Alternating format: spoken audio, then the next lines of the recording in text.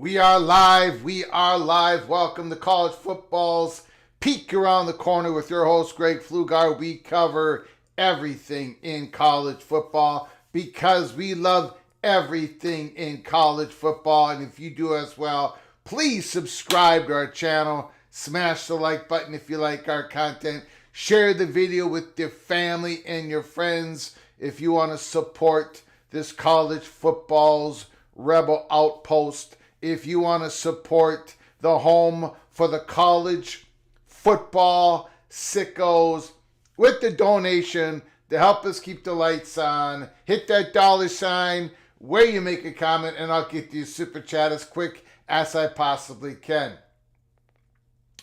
Welcome into the studio that sits on the corner, the very corner of Keith Jackson Parkway and Kurt Gowdy Avenue. Do not be afraid. Do not be afraid to become a legend.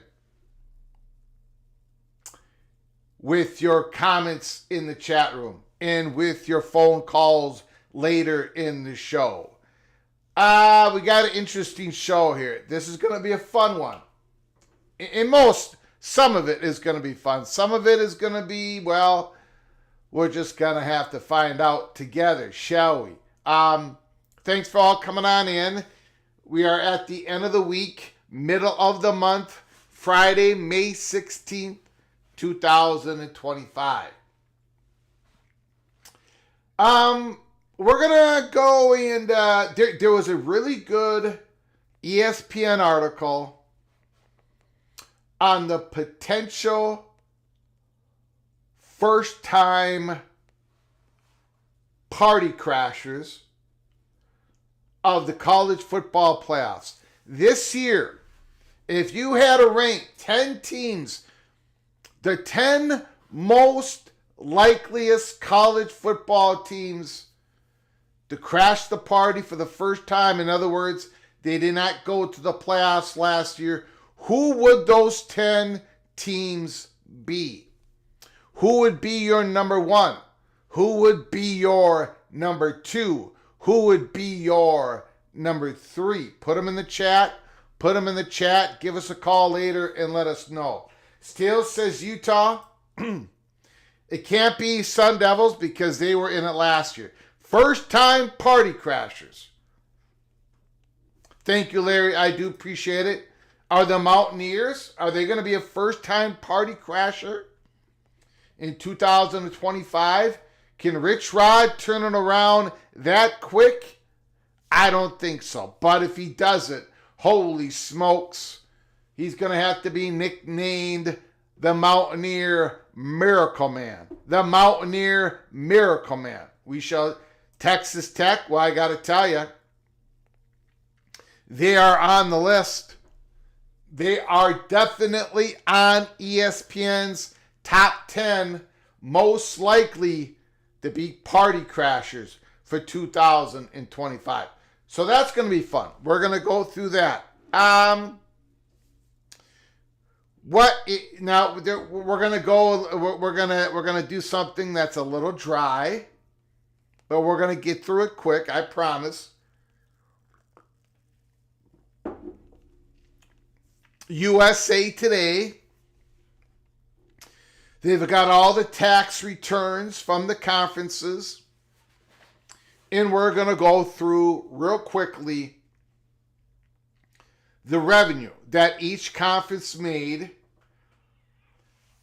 And the dates are July 1st, 2023 to June 30th, 2024. So when we go through these revenues, number one, this is the last year of Pac-12's existence, as we've known it since the 1950s. So the numbers that you see is the last year of the Pac-12. All the money that was created by the Pac-12 that year. That is what is released in the spring of 25. What is released next spring in 2026 are the numbers between July 1st, 2024 and June 30th of 2025. Obviously, we haven't gotten to June 30th, 2025. All those numbers get released in the spring of 26. So these revenue numbers that we're going to go over quickly because it gets a little dry. It's the last year of the Pac-12. Obviously, it doesn't. The Big 12 numbers are the Big 12 numbers. The ACC numbers do not take into effect of California, Stanford, SMU, and that whole thing. Although ACC schools are going to see a boost because of those three schools coming on in, because SMU's not taking any of their Tier 1 money. California, Stanford are taking about 30%, something like that. And then when you look at the SEC numbers, those numbers don't take an effect of their massive media deal that they signed. It's going to be next year. 2026 spring numbers, you're going to see quite a boost from the SEC revenue numbers. And you're going to see more of the Big Ten revenue numbers. So we're going to go through that real quick. And then the title of the show,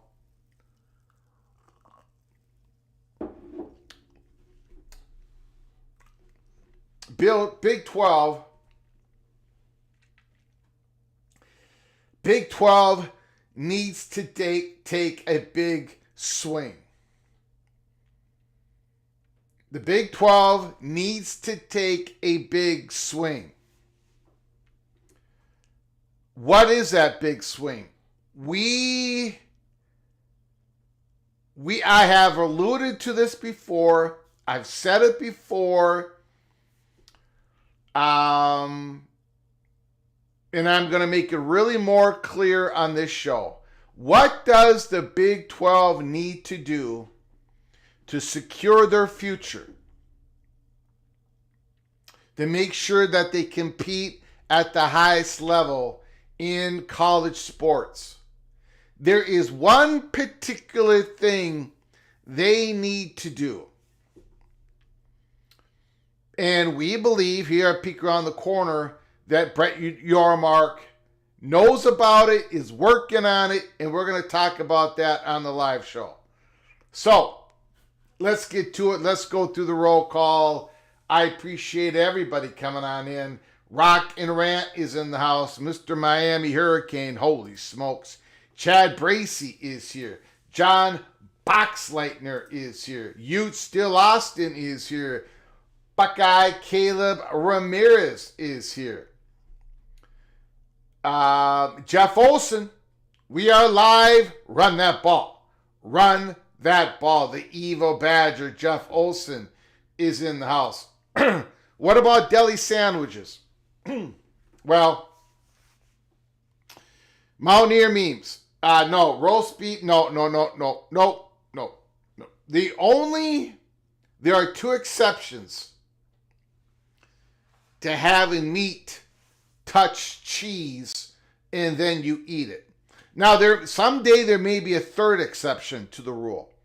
Someday there may be a fourth exception to the rule. But I have been around a long time. I probably don't have a whole lot more longer to go, but I've been around a long time, and there's only two exceptions. To the educated palate, which I have, obviously. I mean, look at me. I have the educated palate. One exception is chicken in Parmesan cheese. Chicken Parmesan, or just putting Parmesan on your hot wings. Chicken and Parmesan, the Parmesan cheese does slightly can elevate the taste of the chicken. The other exception that goes to your question, the deli sandwich, the only exception is turkey and Swiss. Turkey can be elevated with Swiss cheese if done correctly. But American cheese, everything else type of cheese, forget about it.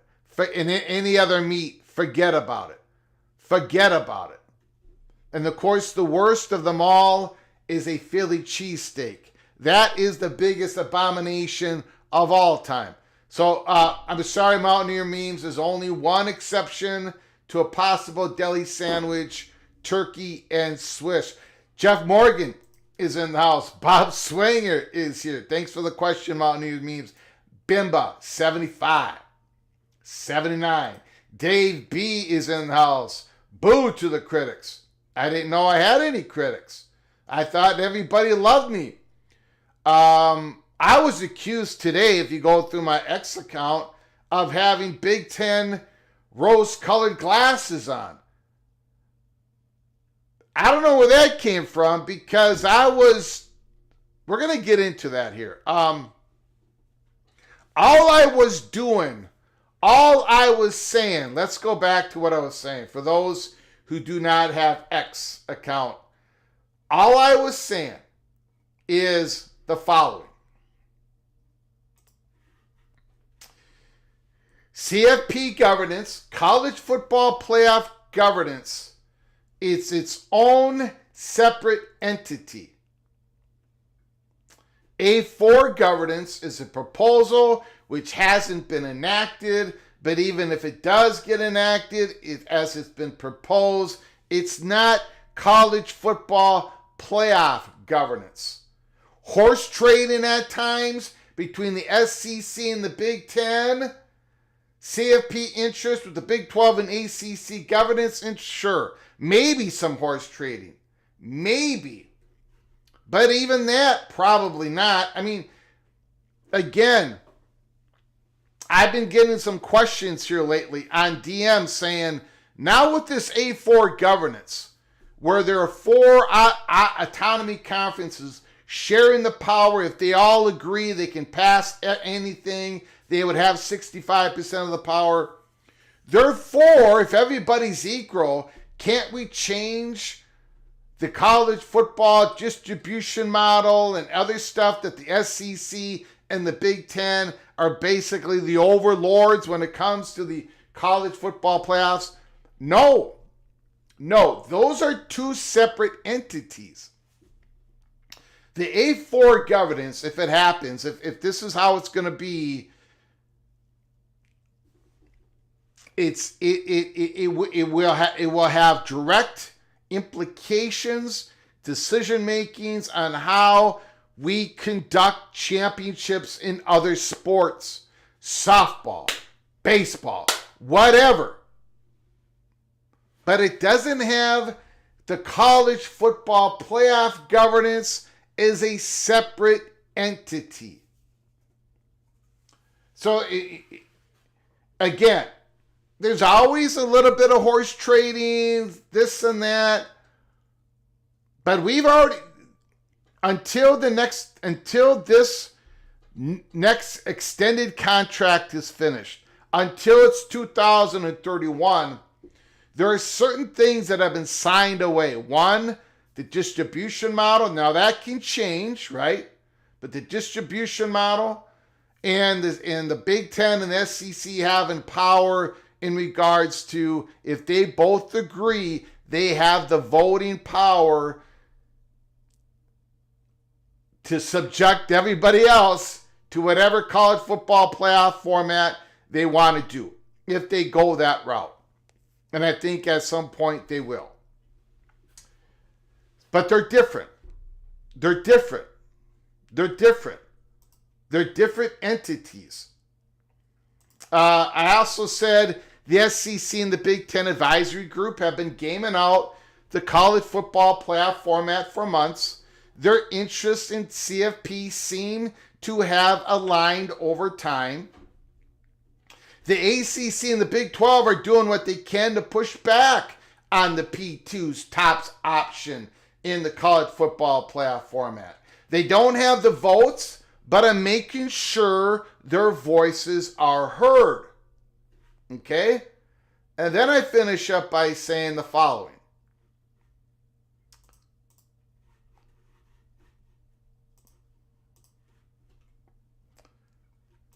I said, look, why is it so important for the ACC and the Big 12 to push back on college football playoffs future format they don't like if they don't have the votes to stop it formally? I mean, they don't have the powers, but why are they still pushing back on it? Why are they being so vocal? Why are they saying in articles and interviews, and look, this ain't good enough, 4-4-2-2. We want a 4-4-3-3. Number one, internal politics. You can't possibly be the ACC or the Big 12 commissioner and keep any credibility if you don't push back on the 4-4-2-2-1-3. I mean, the fat guy from Minnesota is pushing back on the 4-4-2-2-1-3. I want it to be the 1-1-1-1-1. So of course they got it. Of course Phillips has to go to bat. That is your job, and he's doing it. And this, now he did not do it with Florida State in the 2023 playoffs. He did not go to bat for Florida State before the selection show like Sankey did for the SEC. You got to do it. This isn't, none of what they're doing, none of what Yormark and Phillips is doing is fake. They got to do this. It's their job. And number two is external politics. Rattling the cages of their senators and congressmen and whatever.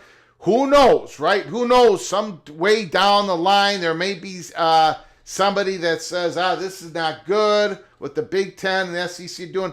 That's all I was doing. And then I got accused of might need to take the Big Ten colored glasses off to understand.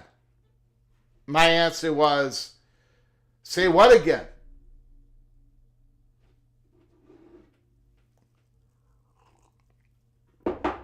And then I got, then someone else says, you're oversimplifying the issue at hand. They're fighting for the future of the conferences and the sport. The sport's future is dependent on ensuring the middle class. Look, again, this is what happens to me. It happens to me constantly. It happens to me constantly. I agree. I'm the one that, I don't know what.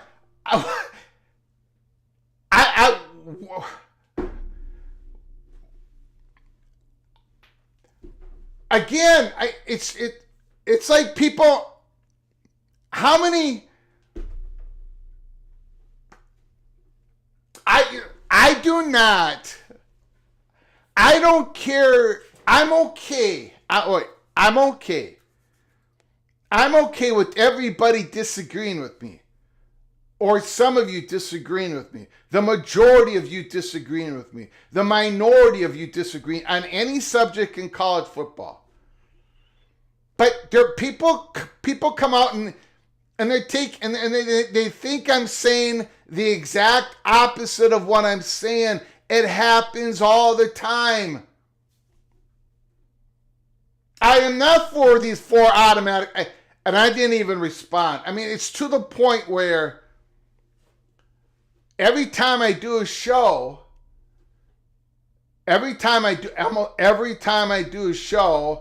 I read something somewhere, and the person takes the opposite of what I said. They believe that I think the opposite of what I said. It happens every single time. So it's like the critics. Be critical of what I believe is going to happen, or be critical of what I think should happen. That's fine. But there are critics out there that are like flipping my words 180 degrees. It's like it happens every single day. And I don't think they're trolling. I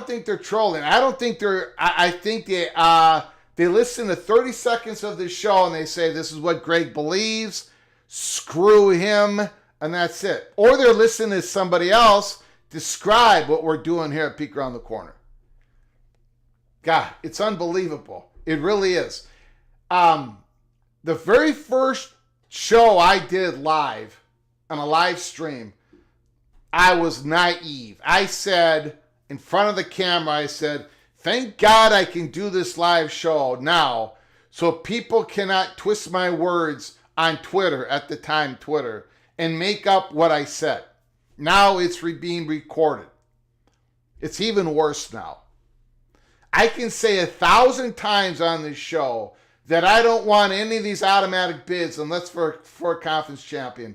But yet there's like a certain percentage that think that I believe the opposite. And no matter what I do, no matter what I say on this show.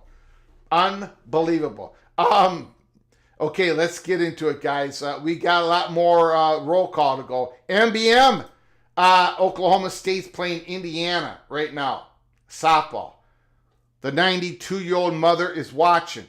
It was 2-2 after the first inning. I do not know what the score is now. 2-2. South Florida Bulls defeated Auburn Tigers in extra innings 12-7. Tennessee won big 17-0. But I don't know what the rest of the scores are. Let me know in the chat. Devil Frog is in the house. Antoine Johnson is here. John Engel. Charlie Atwood. Secret Agent Deadeye is here. Outlaw Skis. Tumasta is in the house. Preston from Greensboro. Rob Wright, Generation X Pop Culture is in the house. AAR Buffalo AAR isn't here. Me versus Echo Chamber back in the house. Nitwit is here. Coos Corner.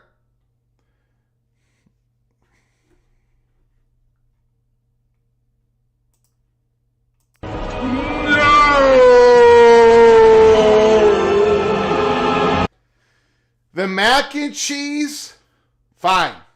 Mac and cheese, Coos Corner, no problem. It's that first item that you ate is a big problem. Mixing cheese and meat. Coos Corner for dinner last night, I had a nice grilled cheeseburger with mac and cheese and baked beans. Wow. Wow. Mr. Mountaineer, Coos Corner. Unbelievable. The Surrey Killer, Louisville, Tulane. Yep. David Floyd is in the house. Richard Brookins is here. Indiana Hoosier Expansion Crush. Indiana's playing Oklahoma State while Crean Morales is in the house. Thanks for coming on in. Larry the GM, thanks for coming on in. Appreciate it. Who else is here? Bo Weevil, Clemson Tiger is in the house. Don Scruggs. Edward the Auburn Tiger is here. Who else is here? Stormy Cyclone. D5 Terps. The Almighty Finn. I think I got everybody. Ryan Brooks. Jeff Morgan, Ryan Brooks. Okay, let's go, guys. We got a lot to get to. First of all, let's just hit on this. The Bill Belichick effect. North Carolina has sold out its allotment. 20,000 tickets. Has to hold for faculty, students, visiting team, etc. The most significant uptick we've ever had. Cunningham said even after average of a 25% increase in ticket prices, and we've got no pushback. So far,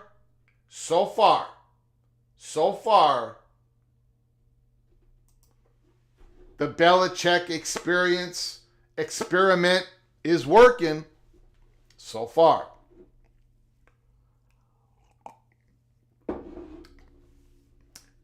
Number 10, Texas A&M.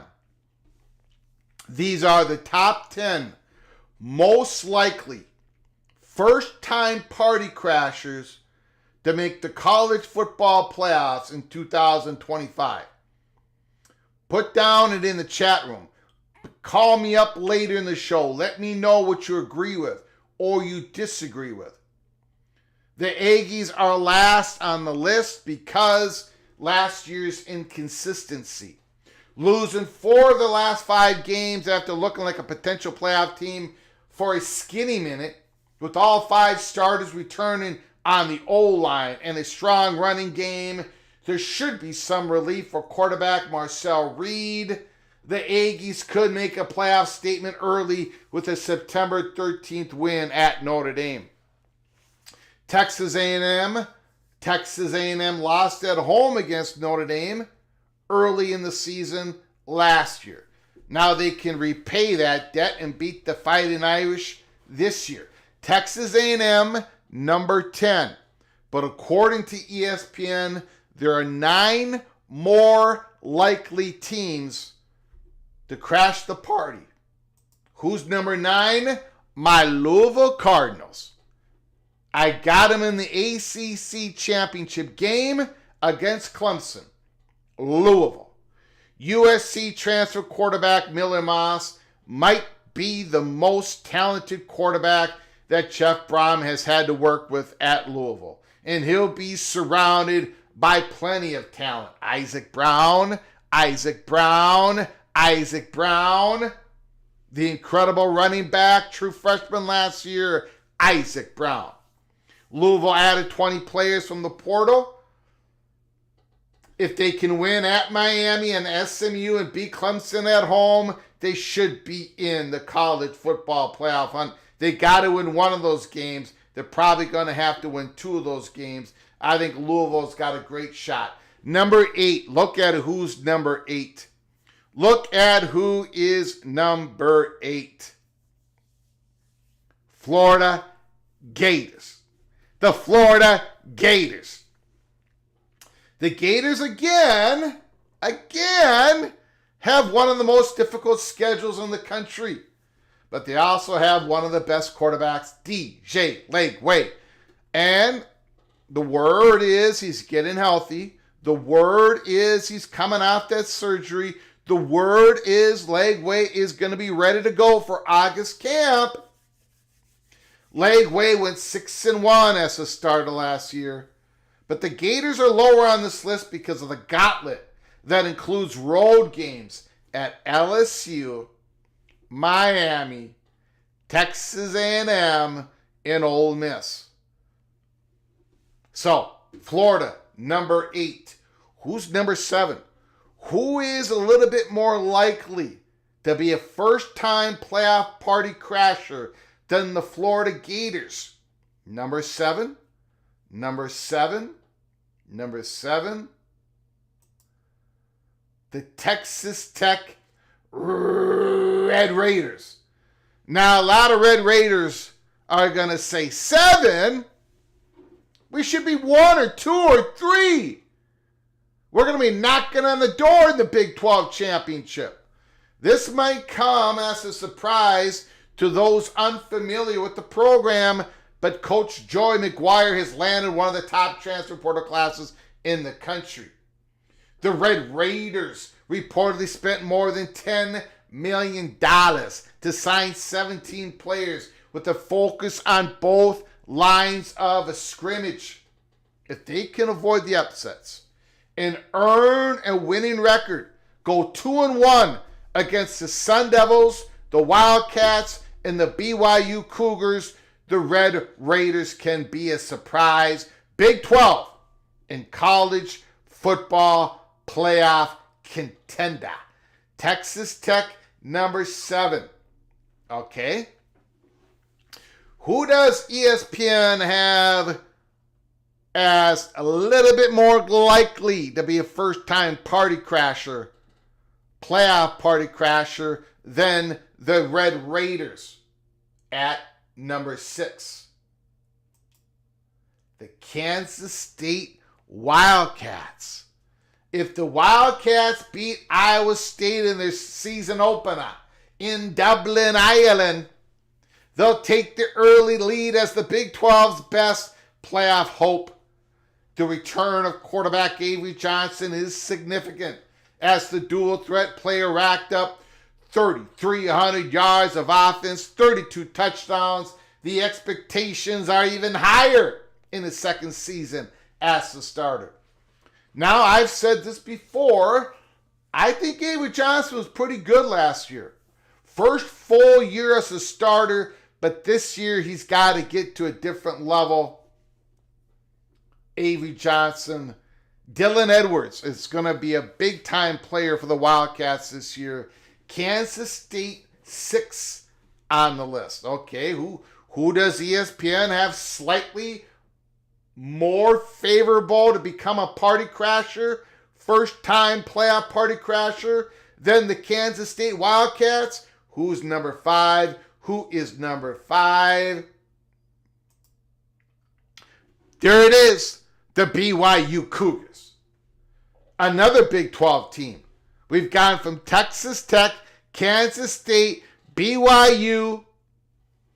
The Cougars were another fringe playoff contender last year and will have to win on the road to take the next step. They have road trips to Colorado, Iowa State, and Lubbock. But they return top talent and quarterback Jake Rasloff, that big tough running back L.J. Martin, receivers Keelan Marion, and that great possession receiver Chase Roberts. BYU number 5. I cannot disagree with that. BYU is going to be knocking on the door. Knocking on the door. Who's favored a little bit more than BYU Cougars to be a first-time party crasher, playoff party crasher, according to ESPN? Who's number 4? Who is number 4? Another Big 12 team. Another Big 12 team. We've gone from Texas Tech to Kansas State to BYU. Now ESPN favors Iowa State Cyclones just a little bit more than the 3 previous Big 12 teams. In another wide open Big 12 race, the Cyclones return enough talent to win the school's first conference title in 113 years. Iowa State is coming off his first 11-win season.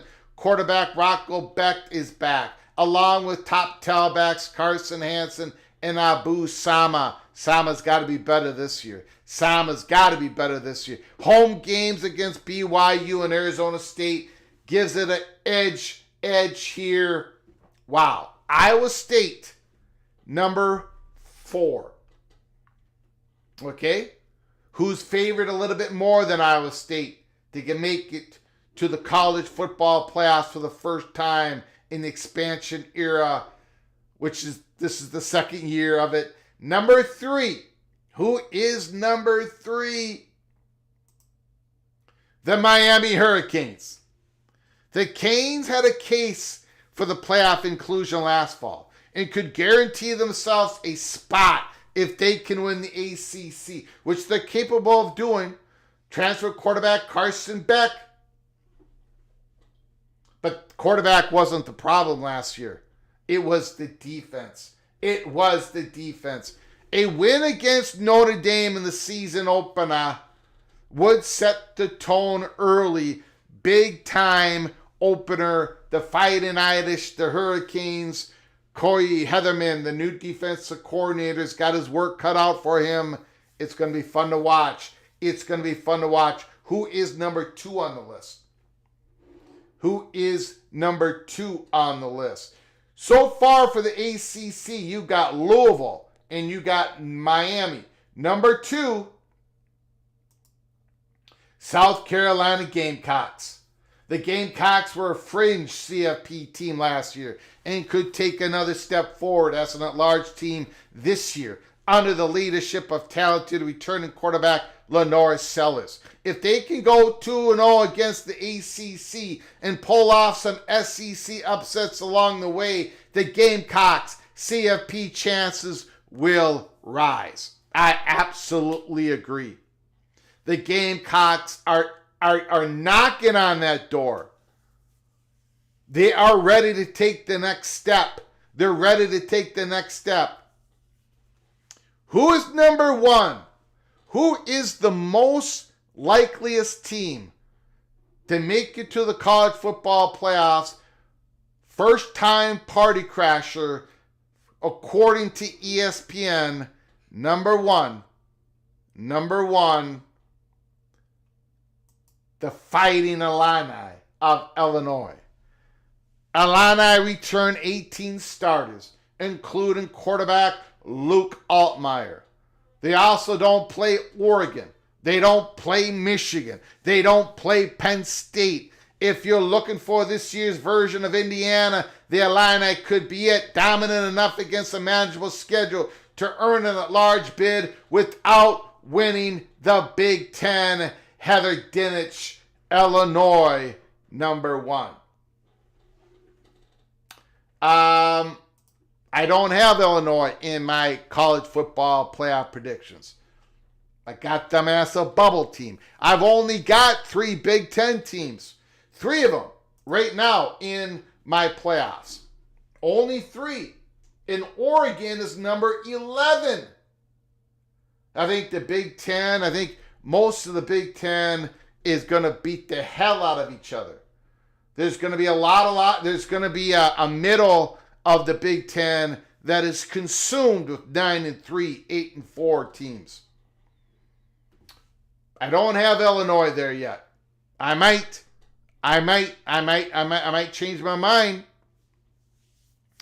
I mean, look, I remember a certain team last year that in the Big Ten that lost to Penn State, who went to the semifinals last year. Penn State, remember that? They won a couple playoff games. The Nittany Lions were up 10-0 against Notre Dame Fighting Irish in the semifinals. I remember a certain Big Ten team that lost to Penn State 26-25 last year. Oh, and that same particular Big Ten team that lost to Penn State 26-25 defeated Luke Altmaier and the Fighting Illini of Illinois.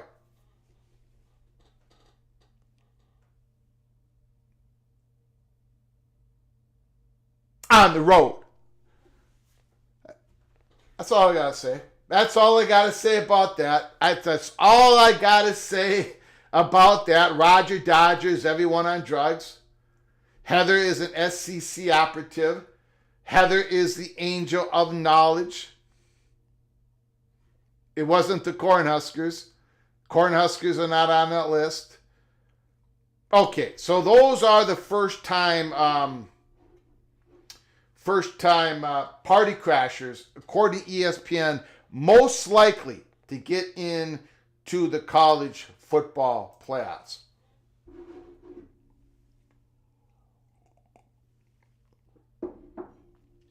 Steve Berkowitz, USA Today. The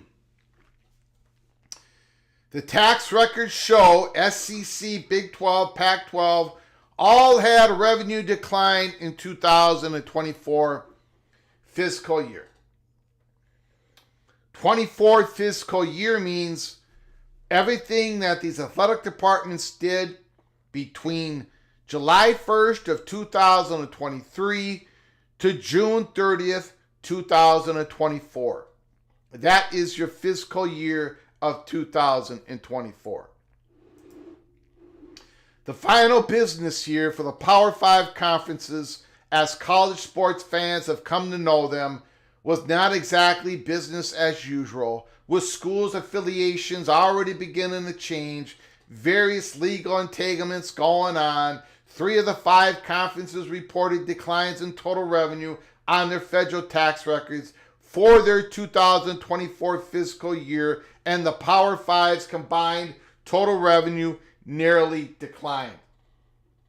That's far from a cause for alarm, but it is the first such year-over-year decrease in the non-pandemic affected years since USA Today Sports began compiling these records all the way back to 2011. Most years, the annual increase has been around 150 million. And that may well return to being the Power Conference norm, as the Big Ten and the Southeastern conferences appear headed toward revenue booms for their ongoing 2025 fiscal years that likely would take each to at least $1 billion, and the Pac-12 demise and dispersal will help boost income for the Atlantic Coast Conference and the Big 12.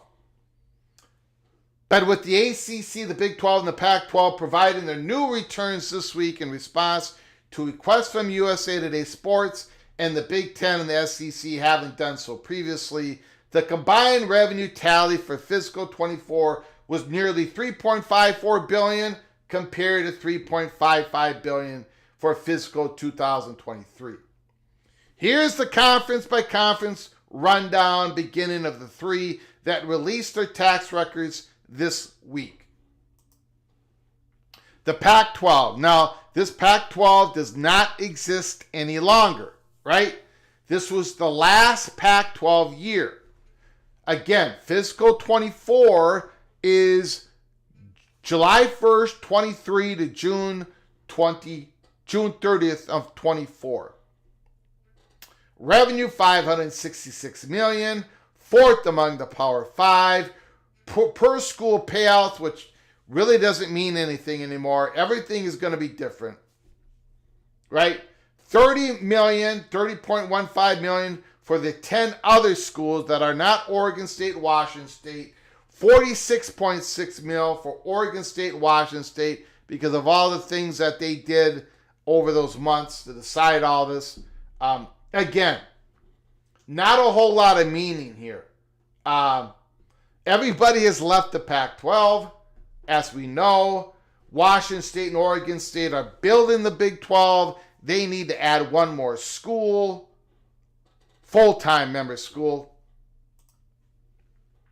The overview, we're not going to go through the overview. Everything has changed in the Pac-12. It's not really telling us anything. They've broken up. The ACC, $711 million, third among the Power Five. Per school payouts range from $43.1 million to $46.4 million, except for Notre Dame, which received $20.7 million. The average was third among the Power Five. Overview, the conference fiscal 24 revenue was nearly identical to 23. Some legal expenses. Okay. And then the settlement stuff. The Big 12, $493.8 million, fourth among the Power Five. Per school payouts range from $37.8 million to $42.1 million for the schools other than newcomers, BYU, Houston, Central Florida, Cincinnati, which average about $20 million apiece. The larger payouts were fourth among Power Five. The overview, it declined by $17 million. Okay, Okay, so if you're looking at this, the Big 12, 37 to 42. ACC, 43 to 46. Nothing of that is surprising. Now, that was between, again, July 1st, 2023, June 30th, 2024. So let's get to the title of this show. The title of this show is Big 12 Needs to Take Big Swing.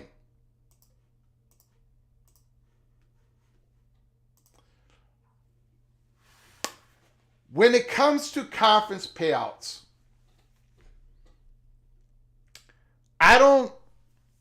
I'm not going to sit here and say that the Big 12 should worry about conference payouts.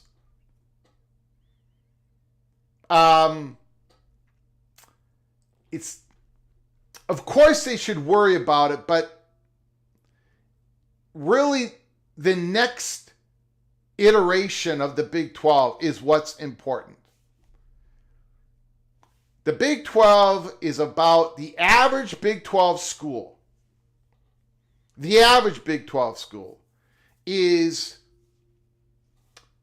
$4 to $5, $6 million behind the average ACC school in conference payouts. Then you've got to add in that the ACC schools are going to see a boost in payouts because of California, Stanford, and SMU. SMU's not taking any of their Tier 1 dollars. That is getting spread out among the other ACC schools. California and Stanford are taking about 30%. It goes up a little bit. But there's going to be more money distributed to these ACC schools. Okay? But then you got to factor in the Success Initiative, viewership numbers, and according to reports, about half of these ACC schools, at least half of them are going to be seeing a reduction of $7 million per year in conference payouts. They're going to be seeing a reduction while other ACC schools are going to be seeing more money. In fact, $15, $18 million more a year. And they're going to get closer to the Big Ten and SEC payouts. So basically, for half of the ACC, it's going to be a wash. That extra money that's coming in for the SMU and for Stanford in California, that is going in, but it's going out of their reach because the viewership number success initiative. The average ACC school in 2028-29 most likely is going to be making couple $1 million more than the Big 12 schools in conference payouts. And the top of the ACC are going to be making $15, $18 million more than the Big 12 schools. Forget about the top brands for a while. The ones that are going to win the ACC championship, go to the playoffs, whatever they are, the top viewership numbers like Clemson, Florida State, Miami, they're all going to make more. The Big 12, in my estimation, doesn't really have to worry about the differences between BYU and Louisville, between West Virginia and Pittsburgh. Whatever that is, a couple $1 million more, a couple $1 million less. None of that is really all that important. What is important, and why I've alluded to this in the past, and why we're calling the show today, Big 12 needs to take a big swing.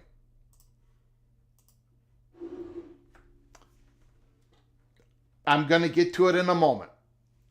But first, let's talk about what Brett Yormark has already accomplished, because he and the Big 12 institutions have accomplished a lot. They have an opportunity to take a big swing. The Big 12 has an opportunity to take a big swing in the next couple of years because of what they were able to achieve over the Pac-12. Brett Yormark took the deal from ESPN and Fox. Brett Yormark speeded up the schedule. The Big 12 was not in an exclusive negotiation window with Fox and ESPN. The Pac-12 was. And when the Pac-12 first got the offer from ESPN and Fox, they balked at it. Brett Yormark raised his hand and said, "Can we move up the exclusive window? Because I'm willing to make a deal." Brett Yormark made the deal. The money wasn't all, of course the money is important, but what Brett Yormark was looking at was exposure. Brett Yormark knew if he took that deal, that the Pac-12 was never going to be able to match the Big 12 in exposure. Whatever deal the Pac-12 was going to get, it wasn't going to match the Big 12. We reported that day after day, week after week. On October 30th of 2022, when a lot of people out there was making fun of Yormark, saying that he left money on the table, we did a live show. You can go to our library right now, check it out. On October 30th, 2022, we declared here at Peek Around the Corner that Brett Yormark hit a grand slam home run for his institutions. That was correct. You saw what happened to the Pac-12. They could not get any media deals that gave them any decent exposure, and they collapsed. Well, where we are going to go, we're going to flip the table a little bit here at Peek Around the Corner. Because Brett Yormark zigged, now he's got to zag.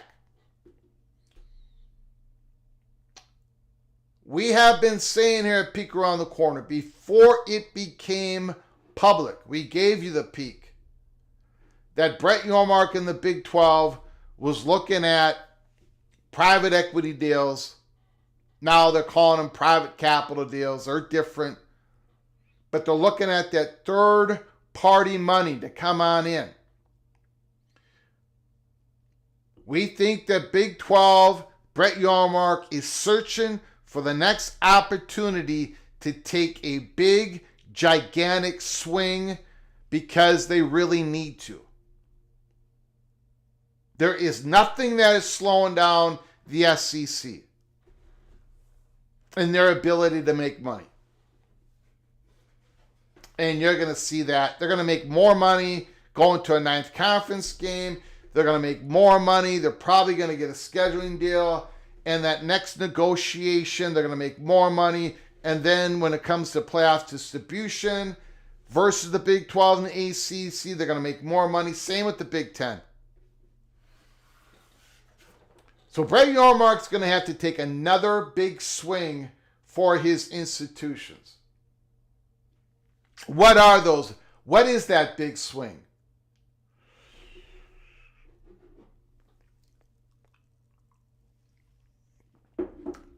The reason why we gave the peek around the corner on Brett Yormark negotiating with third party,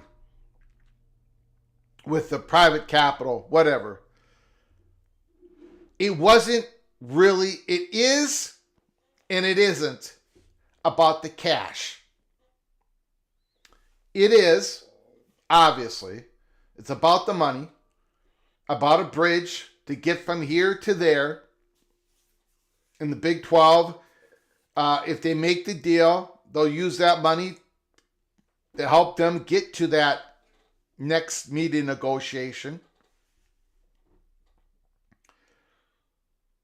Who knows? Maybe they'll take some of that money and they'll use that money as a tool to try to poach an ACC school, one or two of those schools. I mean, they did that. They bribed Colorado. Maybe they'll bribe a couple ACC schools 3 or 4 years from now. But mainly the cash will be the bridge. But the big swing of Brett Yormark is not the cash. That's not the big swing. The big swing for Brett Yormark is to become Jim Delaney.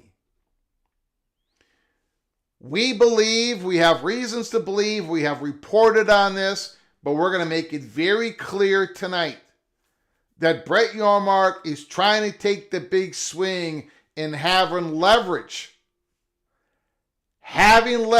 against the ESPN and Fox. That is what we believe he is working towards to create. To build a relationship with a big old private capital firm along with a big streaming giant that is willing to give them the money to compete in the next iteration of the Big 12. So, Brett Yormark zigged on October 30th in 2022. He took the exposure. Brett Yormark took the exposure when the Pac-12 should have done it. But we believe in the next go-around that Brett Yormark wants the money. That streaming is going to be mature enough, that the viewership, the college football playoff viewers are going to be mature enough, that it ain't going to be just about markets. It's always going to be somewhat about markets. People like to say it's never, it's going to be important. But it's becoming more important to the intensity of the viewer. And in Big 12 country, you've got that. So Brett Yormark, we believe, we have reasons to believe, this ain't the first time we have said this, is trying to create a takeoff strip in an airport. Yes, we're using that analogy once again. We've got planes trying to land. Brett Yormark is going to have try to have a plane take off at PATC's airport. That plane, they're building the landing strip, we believe, with third-party money, third-party connections, third-party relationships. And we believe that Brett Yormark is going to take a big, big swing when it comes to a streaming giant. Now, I've had you all know I've had a few conversations. I had a conversation a couple weeks ago,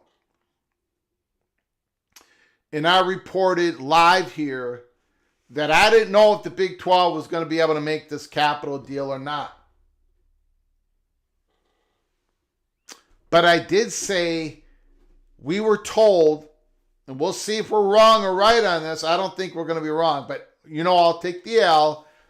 But if it goes down, if it all goes down and it doesn't happen, it goes down and it doesn't happen because that is the consensus of the Big 12 institutions.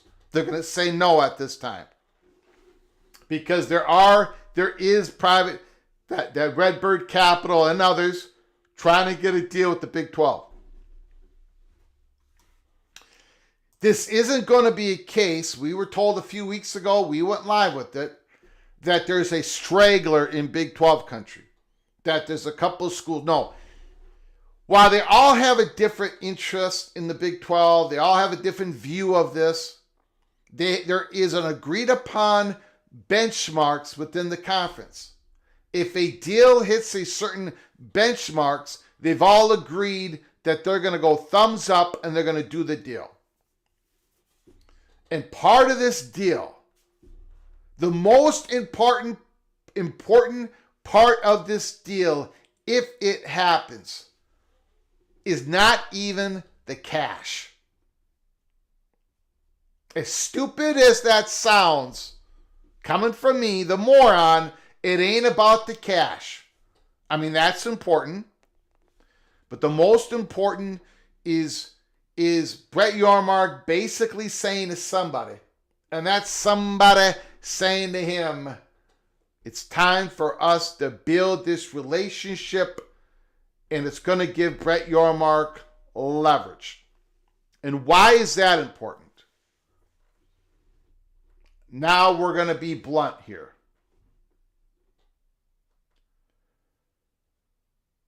The Big 12 knows where they sit when it comes to ESPN and Fox.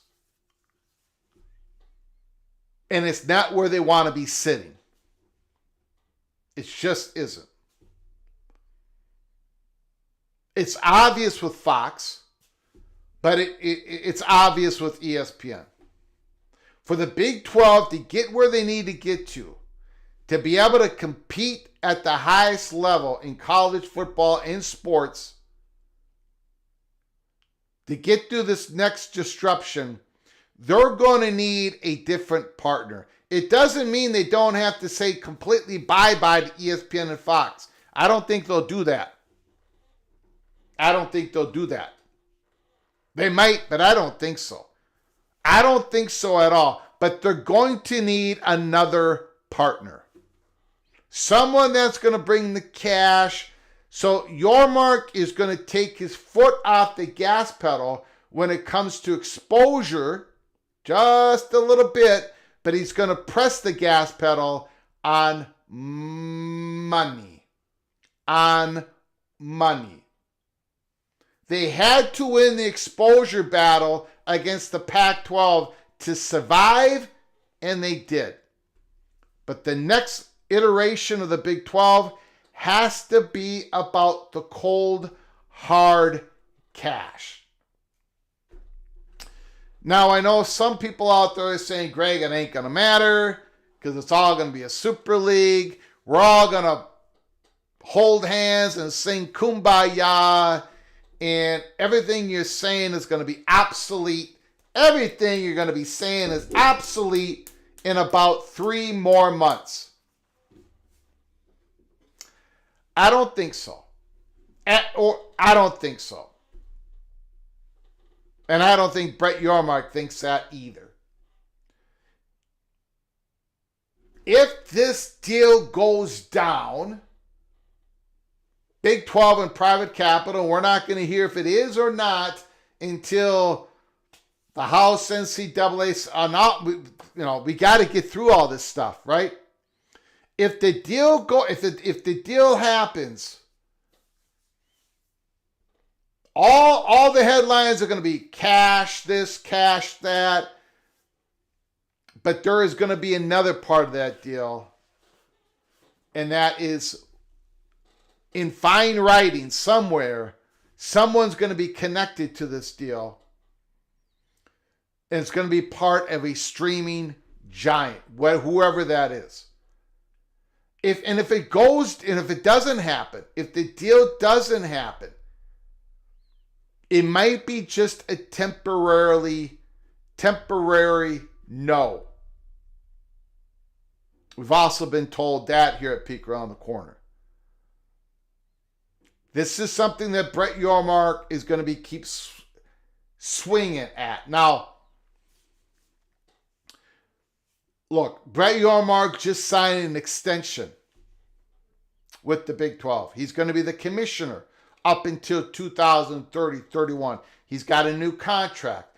And yes, we were told by a PATC family member when that news broke that that there was interest from the Minnesota Timberwolves for Brett Yormark's services as the new president of the franchise. We've got it confirmed in duplicate that was true. That reporting was true. That Minnesota and other NBA teams were looking at Brett Yormark, and discussions happened between the Timberwolves and Yormark, and they were extensive. But Brett Yormark decided to stay as commissioner, and I think he's doing it because I think he feels pretty optimistic that he's going to be able to take another big swing in battling for the Big 12's future. That is a report that we have today. Big 12 needs to take another big swing. The first one was about exposure to defeat the Pac-12. Success, check mark. The next one's got to be rolling the dice a little bit on big streaming, not entirely big streaming. Have one foot with traditional media, have another foot with big streaming, and that's what this is all about right now that Brett Yormark is working on. Okay, I'm going to open up the phone lines. You can talk about anything in college football that your heart desires. We talked football today. We did the top 10 most likely first-time party crashers to get to the college football playoffs, according to ESPN. You can go back, if you just joined us, go back earlier in this live stream. Check that out. The Bill Belichick effect is well on its way when it comes to tickets sold at North Carolina. Okay, here we go. Helmer Hennessy, how would you assess the fervor of the fan base as the ACC versus the Big 12? Comparable or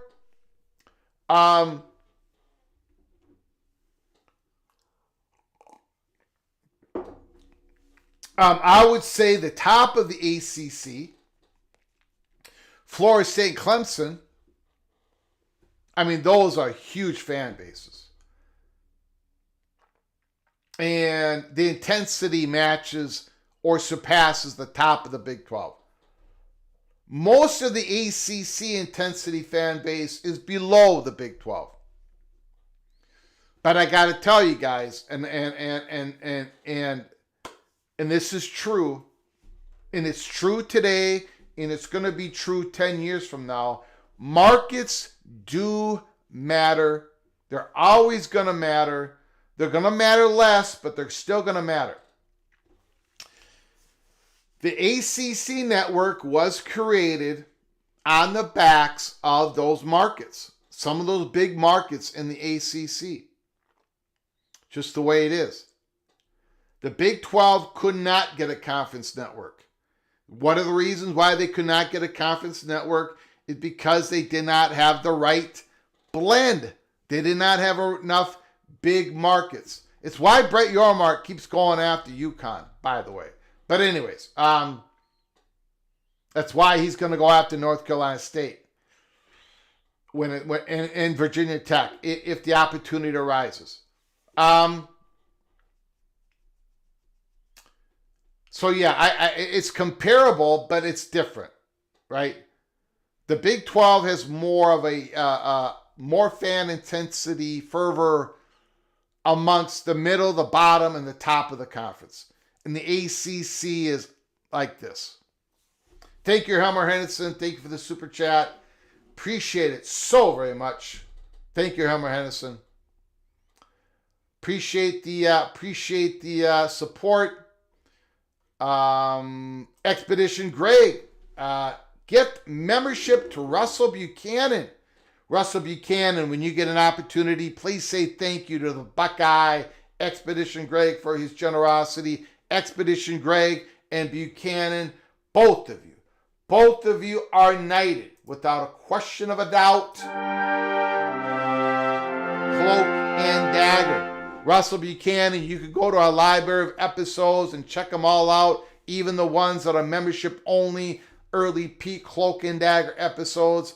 Thank you, Expedition Greg. I appreciate your generosity. Another gifted membership by you. You've been doing this for days, for weeks, for months. I appreciate it so very much. So very much.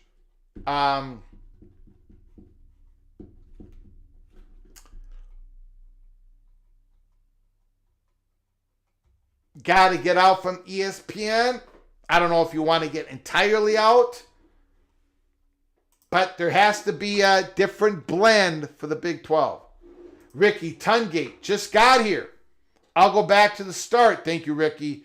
Appreciate the super chat. How is Indiana-Oklahoma State softball game going? What is the score? Somebody tell me what the score of Indiana and Oklahoma State softball. It was 2-2 after the first inning. That's the last I saw. Thank you, Mr. Hoosier. Appreciate the super chat once again. Your incredible generosity, helping us keep the lights on. Thank you, my friend. Very much appreciated. Very humbled by all your support. Rock and Rant, a member for 16 months. You are hereby knighted. Cloak and Dagger, once again. Holy smokes, Rock and Rant. 16 months. There's a global Gators conspiracy. How can a team that Vegas has with 7-win total over and under bet also be in the most writers top 10 ESPN list? That is an absolute joke. Miami Hurricane Rock and Rant. He does not agree with Florida being as one of the top 10 to be a first-time party crasher. Do I agree with that top 10? Now, ESPN had them as number 8, correct? Number 8. Number 8. LSU, Miami, Texas A&M, and Ole Miss all on the road. Yeah, I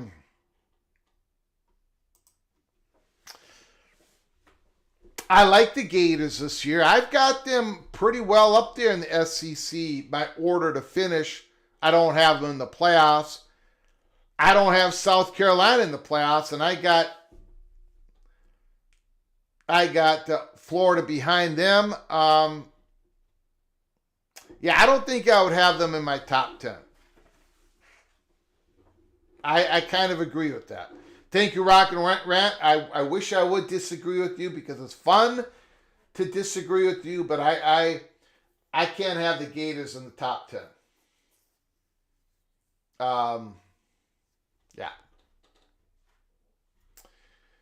Thank you, Rock and Rant. Appreciate it.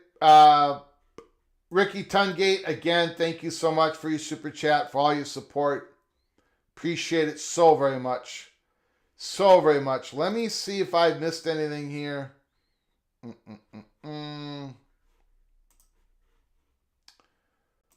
Tough Tony. Gopher Tony.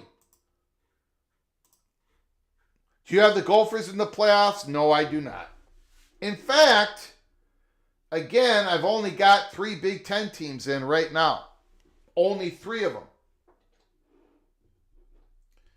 Now, I can change this. This is my way too early prediction. My way too early. I've only got Oregon, Penn State, and Ohio State in the Big Ten. I mean, look, I got to get Louisville in here. Where am I going to put... I got to get Louisville in the playoffs. Where am I going to squeeze them in?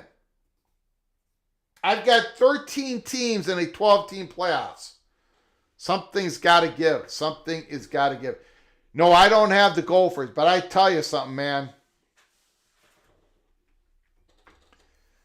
6.5 over and under win total at Vegas. That is an absolute lock. Go over. Go over on 6.5. The Gophers have an easier schedule this year than last year.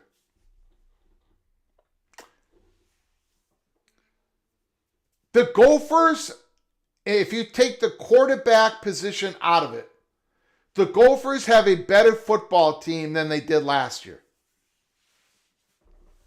Gophers are better this year than last year. And now if you take the quarterback position into it, yes, Max Brosmere he did really good, man. In fact, he's going to end up being on the Vikings. He's going to have a roster spot, Max Brosmere. But Drake Lindsay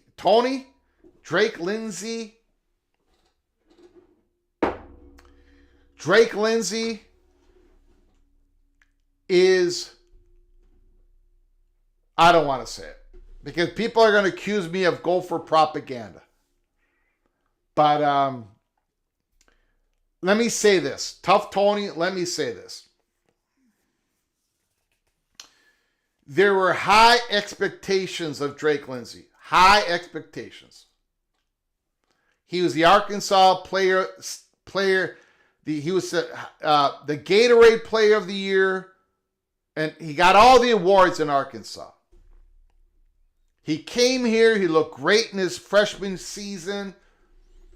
He drank from a hose when it comes to trying to learn everything at Minnesota, the offense. He was with Max Brosmere every single day.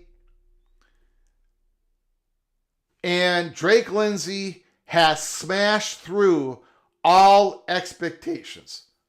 Max Brosmere said Drake Lindsay is going to be one hell of a quarterback.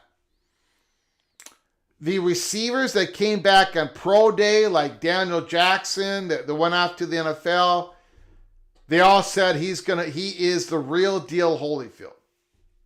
Now, there is some people in the press, some college football reporters that have gotten word of this, and that now they're having the Gophers higher up in their, rankings, because basically they're saying all the Gophers are missing is a starting quarterback. I think they got a starting quarterback. Now, he's a redshirt freshman, so he's going to have his bumps and bruises along the way. But he's 6'5". He's a monster. He's got a monster of an arm. He's huge. He can run. Look out. Look out. Look out. Look out. That's all I'm going to say. No more Gopher propaganda. Look out. Got to see Boise State, how they look without Genty. True. Now they have their entire offensive line back. They got the quarterback back, and they got some transfers themselves. Boise State. I have them in the playoffs. I cannot. I might change my mind on that, but they got a lot of guys back from last year, but they're missing their superstar. No question. Yep, I'm still confident. As of right now, I am still confident Gators are chronic underachievers.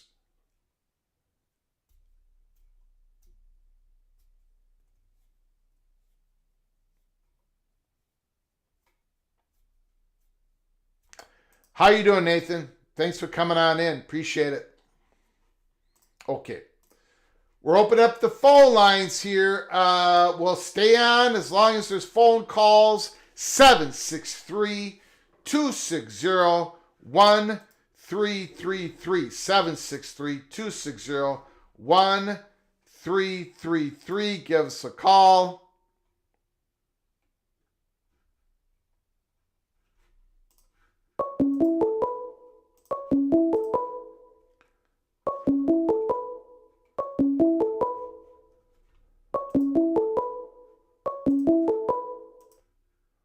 From Rick? Rick is on the line. The floor is yours, Rick. How you doing, sir? Hey, we're doing good. Doing good. Getting ready for the weekend. Good, good, good. Beautiful. I need a little help here with the logic, the Brett Yormark logic.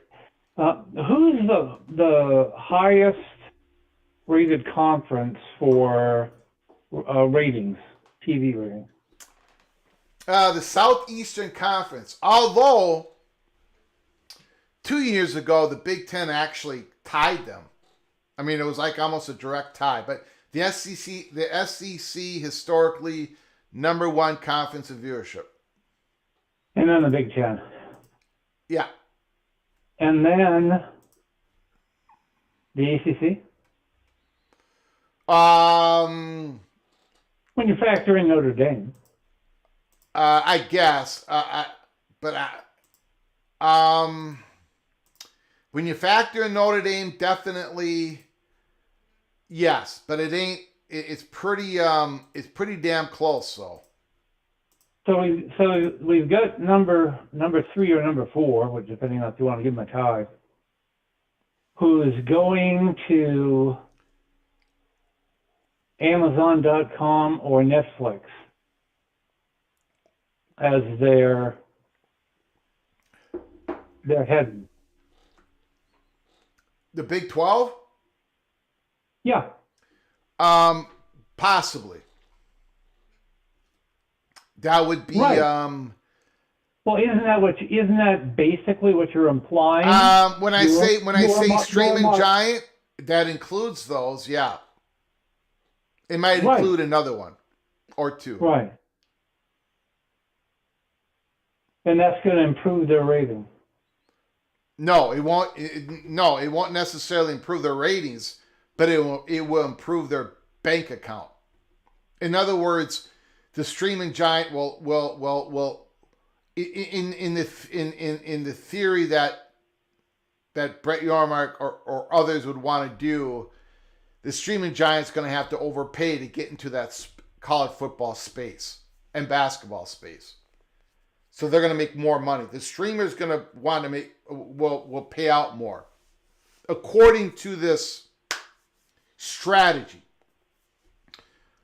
I mean, Amazon wanted to pay more for the Big Ten than CBS, but Kevin Warren decided stream is not here yet. So we're going to say no to more money from Amazon and take the exposure of CBS. Right. No, I get the increase in money. Yeah. And that'll go along with the capital influx from the private capital. Yes. Yep. If it all happens, right? Of course, if it all happens. Yeah. So I get the money theory. I'm just thinking, if we're talking about a conference now that struggles with ratings,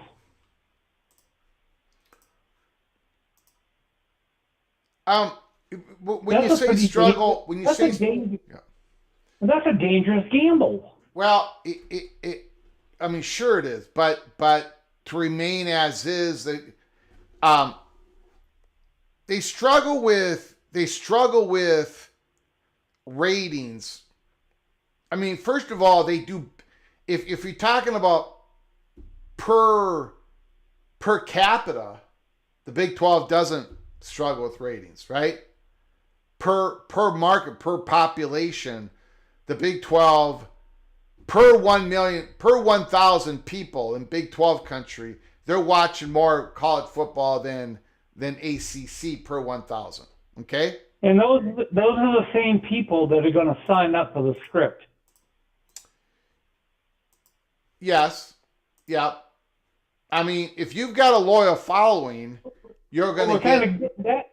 What we're getting down to is the people who aren't watching is going to be greater because they're going to have to pay to get an Amazon or a Netflix account. But this ain't going to be. I don't think. And hopefully I didn't confuse people, but I'm not saying the Big 12 is going all in on streaming and nothing on traditional platform like ESPN and right. Fox.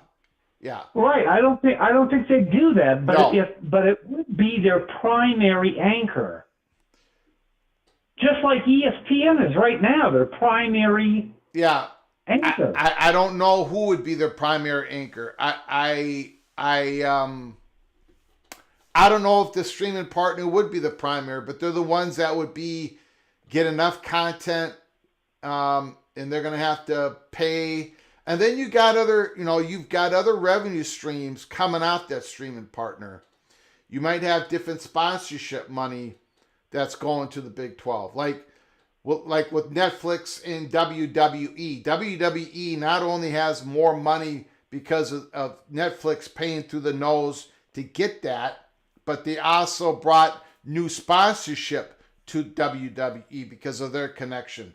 Also, you got more international exposure. If I don't know how much the Big 12 is going to be able to,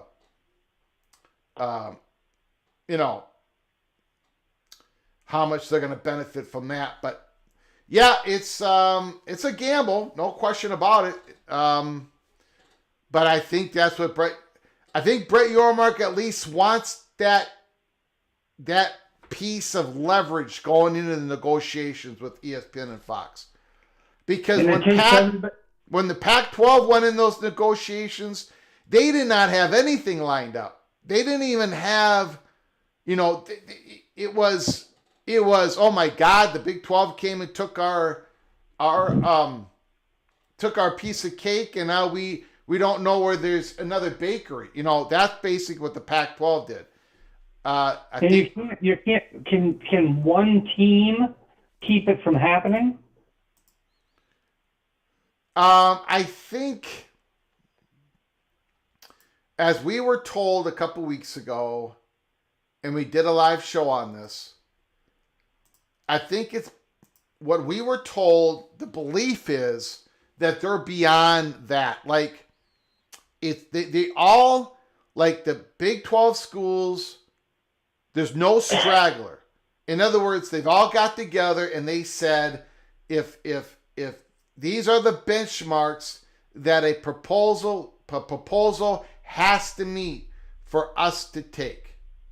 There's an agreed upon benchmark inside the Big 12. So now there may be a few institutions in the Big 12 that said, before they reached that consensus, they said, no, we got to make it more money. We got to make it more this or that. But whatever that is, the belief is the Big 12 has got their arms around what this private capital needs to do for them to say yes. Does that make sense? It does, and I'm going to sit back and watch. Yep, so am I, along with you, sir. This is brave. Big swing. They didn't say little swing. This is big swing. They got to take another big swing. It was brave for Yormark to did what he did on October 30th, 2022. So he's done it once. He's probably going to have to crank it up again. Yeah, it reminds me of your slogan that you're saying there, where the ships aren't meant to be in port. Yes. Yeah. All right, thanks. Have a good weekend. Huh? You got it, buddy. Appreciate it.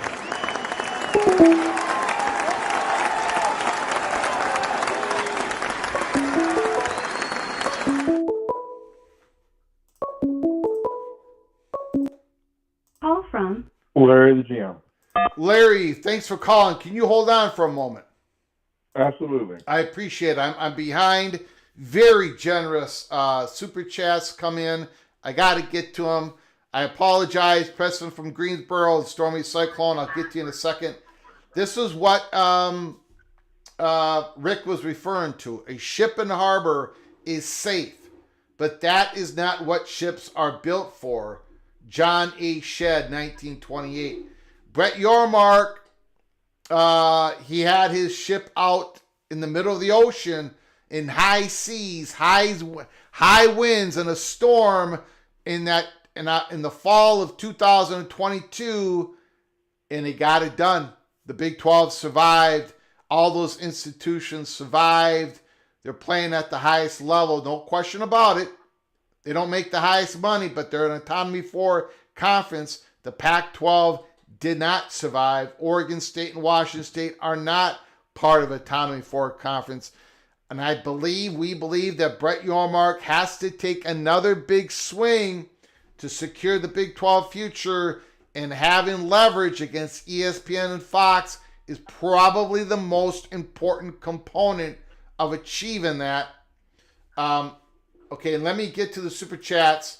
Unbelievable. Preston from Greensboro. Why would the Big 12 potentially covet North Carolina State over Duke?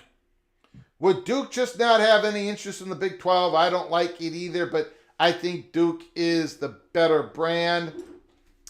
That's a very interesting question about Duke. We do know that Brett Yormark wants North Carolina State. We were told that. And when there's other people have reported that. Shear of 247 Arizona Authority, he reported that. We heard the same exact thing. That is a massive growing population. Raleigh, North Carolina, everything that North Carolina State is, big public university. Brett Yormark would definitely want North Carolina State. He has made that known, and we heard that exact same thing. Now, would he want Duke in front of North Carolina State and back of North Carolina State? We have not heard. I don't want to speculate on that right now because we know that Duke is shooting for something else, and they're being very aggressive. I don't know if they're going to achieve it. I think that report has to come out at some point. Thank you, Preston from Greensboro. I appreciate your super chat. Your incredible generosity. Stormy Cyclone, are you saying Yormark has a way other than PE to acquire cash to the Big 12 before the next media deal? No, I'm not saying that. Private capital would be the cash. Well, the Big 12 can do a few other things. The Big 12 is going to... Larry GM, I'm going to get to you as fast as I can here. I apologize. No, you're great, Greg. I'm fine. I think the Big 12 is going to, if they do those auto bids, the Big 12 is going to make more on those they're going to have a playing game, couple of them, whatever. I also think in 2026, we said this over a year ago, we believe in the 2026 season that the Big 12 is going to be playing football games on non-traditional dates on the calendar, which is also going to boost up their money just a little bit. I think they're going to be taking that Wednesday spot before Thanksgiving. But no, if there's going to be a big influx in cash, it's going to be from private capital. And yes, that is a big part of that deal. I'm just warning everybody once again, because we got to update this every once in a while. I'm warning everybody, a large part of what Yormark is trying to do is to create some sort of leverage for the Big 12 once they go into the next media negotiations. Yormark, that is what he's looking at. He is looking for the big monster deal when it comes to money. And that's going to be through streaming for the Big 12. It's going to be part of what he does. Thank you so much, Stormy Cyclone, for your generosity once again, for your super chat. I appreciate it so much, Mr. Cyclone. Longhorn, Lear the GM, the floor is yours. So, Greg, sorry about that. I'd like to follow up a little bit on what Rick was trying to talk to you about, because I fundamentally don't understand how this path that you're describing that the Big 12 is exploring or considering is fundamentally different than what the Pac-12 was doing in its dying days, trying to get a deal with Apple. And the answer can simply be, well, it's the partner, Larry. They're looking at a much better partner than Apple was going to be. But fundamentally, I think the structure of the financial arrangement would be the same, where it's based on the number of subscriptions. So what is different from what you're describing than what the Big 12 failed at agreeing to in its final days? Maturity of the viewership. In other words, more and more people are getting used to watching streaming sports on streaming platforms. Number one, streaming platforms are getting more and more involved in live sports content. I mean, when Pac-12 was trying to get anybody interested, streaming platforms, the monsters, were not interested. They were not doing it. Netflix is doing more and more, and they're going to continue to do more and more. I'm not saying Netflix is going to be the partner. I'm not saying Amazon is going to be the partner. But I think there's going to be a potential of interest in Big 12 content from a streaming partner that is willing to pay through the nose to get into the college football space. And it may be a streaming platform that hasn't even been created yet, or is about to be created, or is going to be part of, I don't know. That is the difference. That is the difference. Pac-12, we said it at the time, Larry. We said streaming is going to become more and more and more part of our viewing of live sports, but it's too early for this to happen for the Pac-12. But we're talking 2030, 31. Is it too early in 2030, 31 for the Big 12, some of that content to be on the streaming platforms? I don't know. We're going to find out. Well, wouldn't the right partner probably be the one that is already starting to take Big 12 content, and that's Turner, and Turner having a streaming streaming app? Max. I got Max on my phone right here. Everywhere I go, I don't have to have, I'm watching Max. I'm watching AEW, All Elite Wrestling on Max. What if Yormark gets a deal like Tony Khan did, which has helped AEW immensely? What if the Big 12 part of their content goes on Max? And they broadcast, and they have a broadcast game of the week on Cinemax, a channel that people can read too. I mean, I guess that's what I thought was good about the Turner option, because at least most people have TBS or TNT in their cable package. Yes. Look, I'm not talking Big 12 goes away from traditional platforms. I'm talking about them diversifying their platforms, and a platform that is willing to overpay. Big 12 needs more money in their next media deal.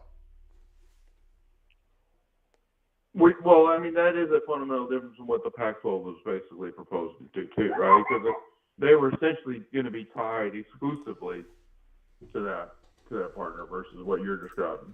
I mean, Greg, I'm going to write about this, Greg, but I think all these paths are fool's gold for the Big 12 and ACC. I think the fundamental question you started with is what can the Big 12 essentially what can the Big 12 do to restore some financial competitiveness with the SEC and the Big Ten? And my answer, I mean, I think I said it verbally in response to you asking the question. They can't, and I think they're wasting their time when they try. I think there's a completely different approach, and I've talked to Kuz about this, and I've talked to Ute about this. I think the Big 12 should be using their propaganda people, the PR people, to frame the Big Ten and the SEC as semi-pro football, and highlight all the things that college football fans hate about the current state of college football, and say that's not what y'all want. We are in the Big 12. We are the true college football. We're being forced to do all these things, and frankly, I think after a few years, Greg, they may not have the money to really compete in all that, and they may just say, yeah, but we're not you know really what? do the NIL deals That might be so. That might be so, but they're not going to just lay down, right? They're not going to just lay down and go, oh, we're not going to be able to compete in 4 or 5 years. They got to have a plan. They're going to try to do something, and it might not work. It's called the big swing. It ain't called a little swing. It's taking another big swing at something. This, they're not going to. Well, I think that, Greg, I'm trying to tell you, I think the big swing is to marginalize the SEC and the Big Ten as not being what you want. Yeah, but that ain't going to make them more money. I mean, that's just saying. I get that, but that's. Well, I think there's another existential threat to college sports as we know, or college football as we know it, Greg. Mm-hmm. And that's the NFL. And the reason I say that is with the expanded 16-team playoff, we're headed to more conflicts in the schedule that's going to piss off the NFL. And if the NFL gets pissed off enough, I mean, you said this several months ago. Like, why doesn't somebody start a league that's a development league? And my answer to you is I think the NFL is going to do that at some point, and they could steal the cheese of the SEC and the Big Ten pretty easily. And I think that's the existential threat to college football. Is if the Big Ten ever decides to develop a developmental league that's built for 18 to 22-year-olds, and they may be able to grant a waiver, or every team have a waiver that they can bring players to the NFL at age 20 or above, or 20, at age 20 on a limited basis. But overall, they have a, just like the D League and the NBA essentially. And yeah, that league may not make a lot of money, but the NFL is going to get tired of the college football playoff taking away TV viewership versus their playoff games. And I think that is the existential threat for college football. And then no one else is even talking about that. Yeah. I'm sure the NFL isn't happy with college football's playoff expansion. I don't know. Again, all these, if the NFL is willing to lose money on creating a younger man's division of professional football, they can do it, and they can hurt college football a lot if they do that. They're not going to make money on it, probably. It would be pennies on the dollar to the NFL, though. I mean, the losses would be minor. Yep.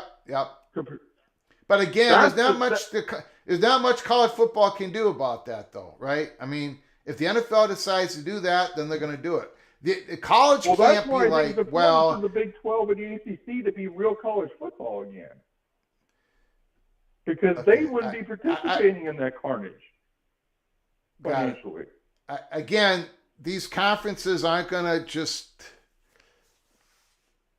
There may be nothing that Brett Yormark can do at the end of the day, but they're not. He's not going to just sit there and go, "Well, there's nothing we can do, guys." So that's not an option.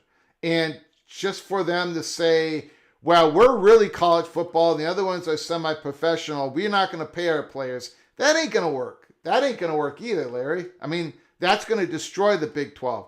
They need to make more money, and they need to make more money not just here in the near future, but in the distant future. And I know they're looking at streaming. Now, if that's going to work, I don't know if it's going to work. But that's what they're looking Greg, at. I guess my greater point is, the people hate me when I'm going to say this. I think ACC and Big 12 are screwed financially no matter what they do. But Larry, I get this. I understand what you're saying. I get it. And I get it a lot on this channel. I get a lot of X. But they can't go into. They're trying to. Again, that is your. It's almost like the commissioner can't think like you, Larry. They can't think like you. They can't go, oh, Big 12's doomed. So they can form an alternate plan. That's what they could be the partner of the NFL in the thing I'm describing. Okay, I got it. All right. I get what you're saying. They should be minor league. No one agrees with me on that, but that's the point. Got it. Okay. All righty. All right. Thank you, sir. Appreciate it, my man. Thank you. Good call. I just don't think they're going to wave the white flag anytime soon. So they're looking at alternatives.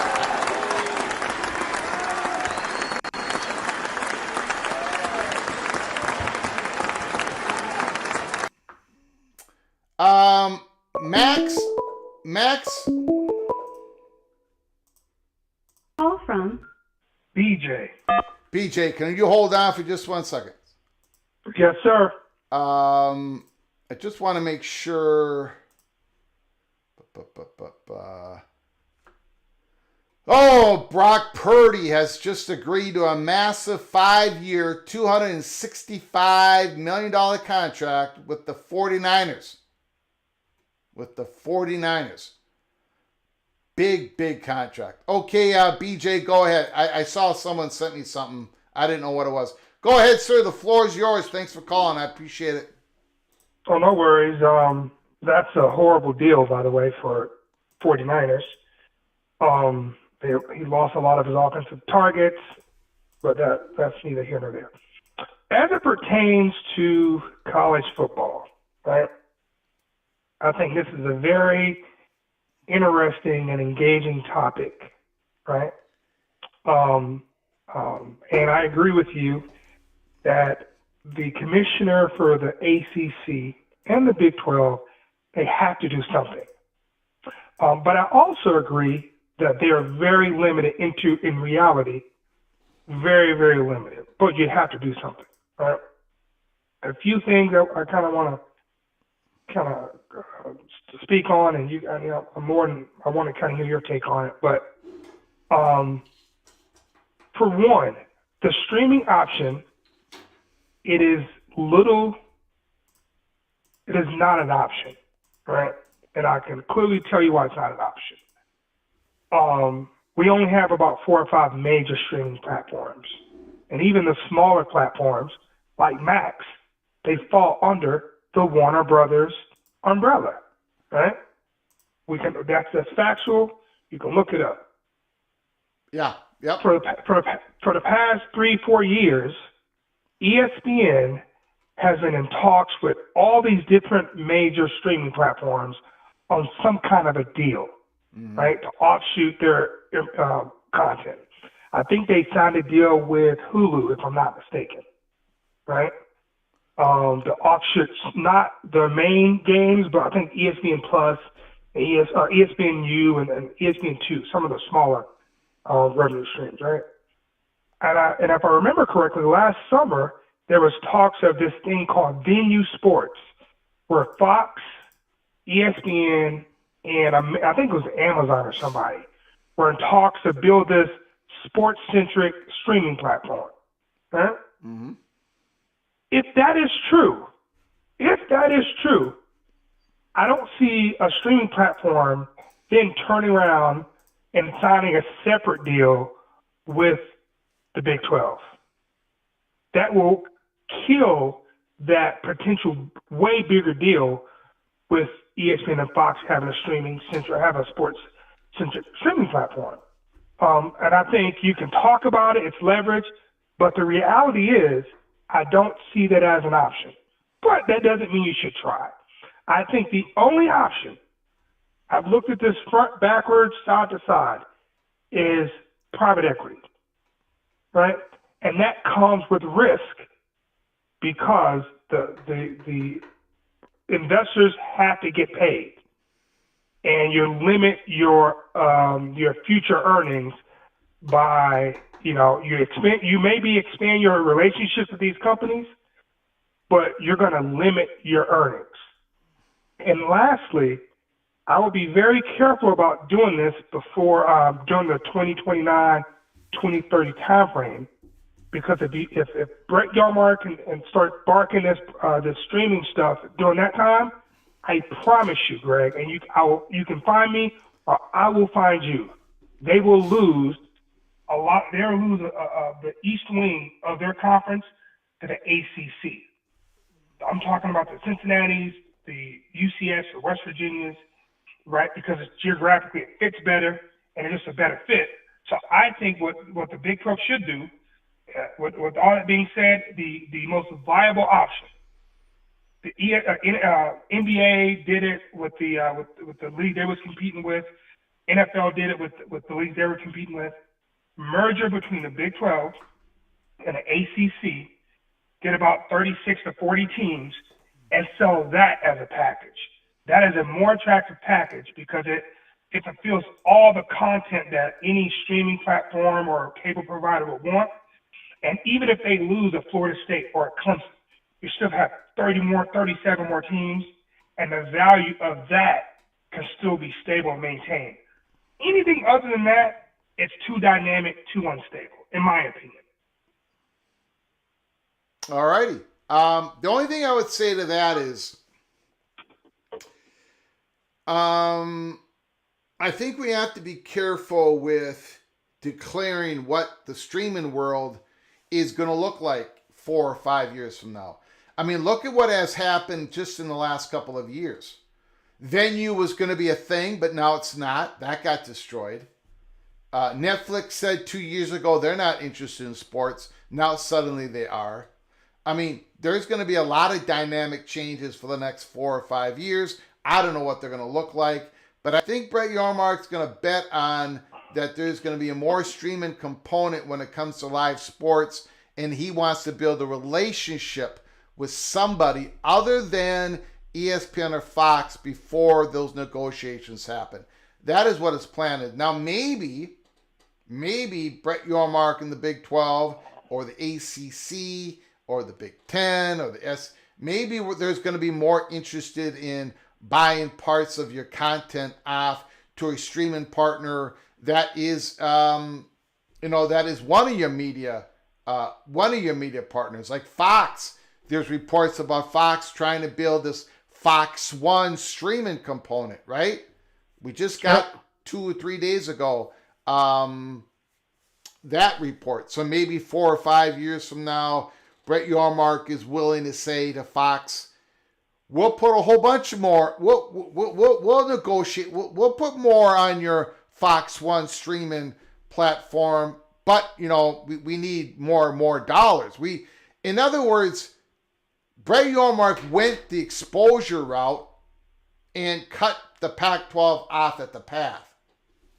Yep. I think the next move, people believe he's going to try for the dollar, the bag of cash when it comes to streaming, that he's willing to bet on streaming, and then they're going to be willing to bet on him, and he wants to create that partnership now.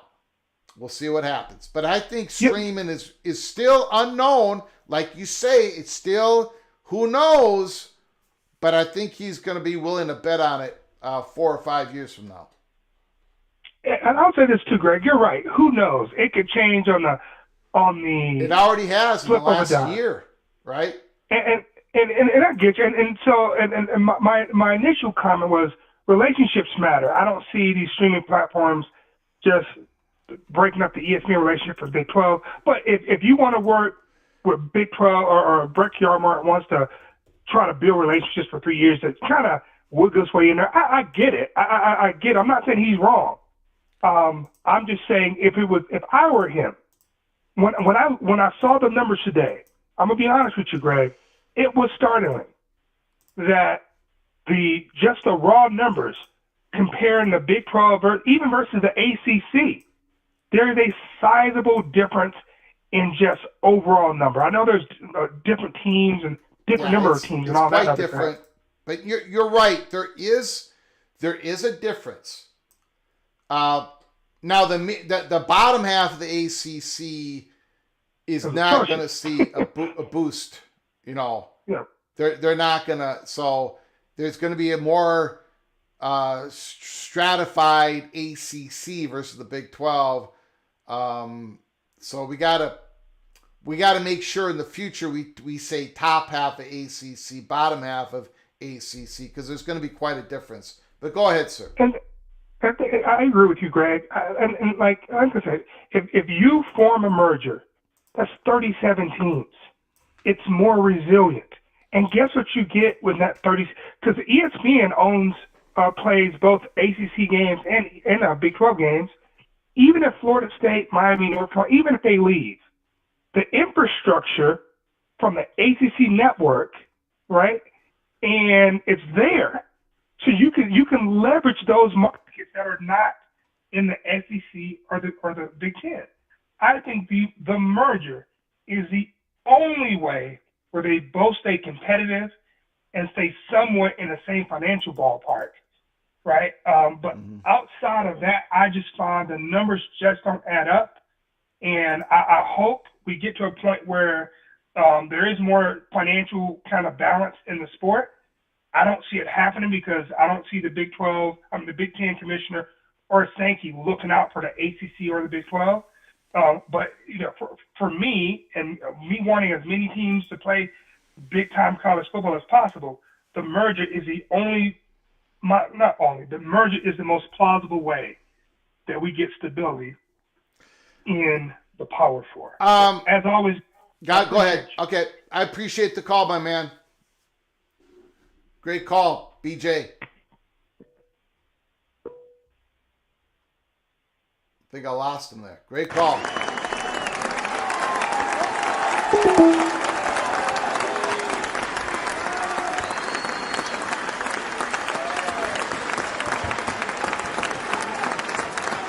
Now, I got to be honest. The whole merger thing, nobody merges, right? It's an idea that always gets brought up. Nobody merges. Big 12, I don't think they're going to merge. I don't think. However, to piggyback off of what BJ said, I have said this, I got to be honest. And I'm just going to, I'm just speculating. We're having fun at this point. If the Big 12 and the ACC, if the commissioners, if the institutions, a lot of the presidents, athletic directors, if they're sold on the Super League idea, merge and have the influx of money to come on in and do the Super League. You don't need the Big Ten and the SEC. If it's going to improve your future, if you believe in this, Bubba Cunningham still talks about it. The athletic director of North Carolina. There are institutions, we've talked about this. There are institutions in the Big 12 and the ACC that would love for that big money that's sitting on the sideline to come on in. They can do some sort of quasi-merger, real merger, or don't have a merger. Just be two conferences underneath the umbrella of the Super League. You still compete with the Big Ten, the SEC, but you're taking in this big money. And, you know, and if there's streaming involved, whatever. I mean, and then cut up and if you want to do non-revenue sports, your Olympic sports with regionality in mind, you can do that. You can do all these things without the Big Ten and the SEC. I would, you know, it's not going to happen, but I'd be interested in seeing what would happen. Do the Super League stuff. Do it. But don't, and then you can do what Jack Swarbrick wanted, right? Notre Dame being at the top of the payout pyramid. I mean, do that. Do a Super League and take Florida State, Miami, Clemson, Notre Dame, and then take some of the Big 12 top schools. I'm not going to name them because the Big 12 will have a big fight in the chat room. Have the pyramid of payouts, like 3 different tiers, but you're getting all this influx of cash. You are one single seller of your content in the future. The problem with all that is ESPN still holds those distribution rights to 2036. So there's a lot of problems with that idea. But, you know, BJ went down that rabbit hole. I decided to go all the way down. MBM, Yormark is a twin. Yes, he has an identical twin. You don't grow up as a twin without throwing a few punches. The Big 12 won't lay down. I get what Larry the GM and BJ are saying. It's a long shot. You know, I get all that. But the Big 12 ain't going to say, we're going to be completely something different. We're going to be true college football. And, you know, we're not going to invest or we're not going to pay players. No, they want to compete at the highest level. So they're going to do whatever they can to do it. And if they fail, they fail, but they're going to fail swinging. They're not going to sit there and go, well, no, we're done. I mean, that just isn't. It's just too important for those institutions. And the ACC as well. And the bottom half of the SEC. They're not going to suddenly go, well, we're never going to be able to compete at the top half of the SEC. Same thing with the bottom half of the Big Ten. That's not how these things are. The people in this business are very competitive. They're very driven. They're going to try to find some miracle shot. And again, when Brett Yormark signed that deal on October 30th, 2022, most people mocked him. We didn't, not on this channel, because we were told that the Pac-12 was screwed, because we were told right away that ESPN was like, well, I don't want to go back into history. We'll see what happens. All I know is there are reasons beyond cash. There are reasons beyond cold, hard cash and why Brett Yormark is attempting to get a big deal done with third-party money and those connections. It's about cash, but it's about something more than that. And that, we'll see what happens.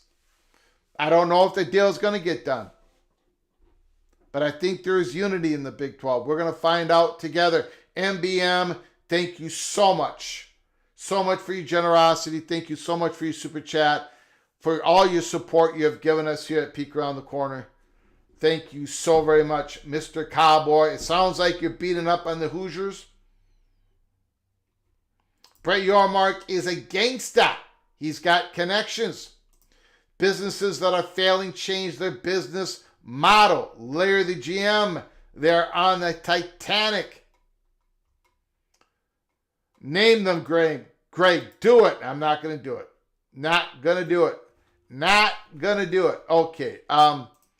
If you're new to the channel, please subscribe. Please subscribe and have those notifications turned on. We are in the month of May, a very important month here. We're looking for the House NCAA settlement to become official. Everybody's taking pot shots at Deloitte. We're going to talk about more next week. We're going to talk about it this weekend. We are going to come on live. I got some things to say about all that. We are going to come on live this weekend. So keep your head on a swivel. We're not taking the whole weekend off. We don't do that at Peek Around the Corner. So you got to subscribe. You got to have your notifications turned on because we can come on live at any time. I want to say thank you to all those who generously give us a donation to help us keep our lights on. Helmer Henderson, Expedition Greg, Rock and Rant, Ricky Tungate, Preston from Greensboro, Stormy Cyclone, and MBM. I appreciate your incredible generosity. The phone calls, Larry the GM, Rick and BJ, appreciate it so very much. Yeah, we're coming on this weekend. So, again, keep your eyes wide open. Keep your ear to the ground. Until next time, from all of us at PATC to all of you, please, you all take great care of each other. Thank you so very much.